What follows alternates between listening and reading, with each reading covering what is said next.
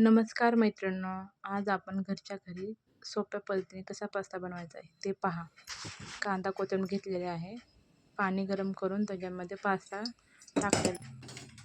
Pasta आपण उकळून घेऊया पाण्यामध्ये, मीठ घालूया त्याच्यामध्ये. हे बघा, आपण पास्ता उकळून घेतलेला आहे. ते धुवून घ्यायचा. आपल्याला उकळून घेतला ना पास्ता, तो धुवून घ्यायचा आहे. तेलामध्ये जिरे टाकलेले आहे, लसूण घालूया आपण त्याच्यामध्ये. खूप चांगली चव लागते, चव येते. त्याच्यामध्ये आपण कांदाही घालूया आणि त्याच्यामध्ये आपण टमाटर, मीठ घालूया. हे थोडं मिश्रण करूया आपण त्याचं. जास्त मी तिखट नाही वापरलं, कारण की मुलांना माझ्या तिखट जास्त आवडत नाही. जास्त मी तिखट नाही वापरलेलं, त्याच्यामध्ये थोडंसंच वापरलेलं आहे. आपण हे पास्ता मसाला त्यात घातलेला आहे. घालून आपल्याला 2 मिनिटासाठी झाकून ठेवूया. हे पहा किती छान कलर आला आहे त्याचा, आणि तेल पण पूर्ण सुटलेलं आहे. त्याच्यामध्ये आपण पास्ता घालूया आणि चांगलं स्लो गॅसवर आपण त्याला मिश्रण करत राहूया.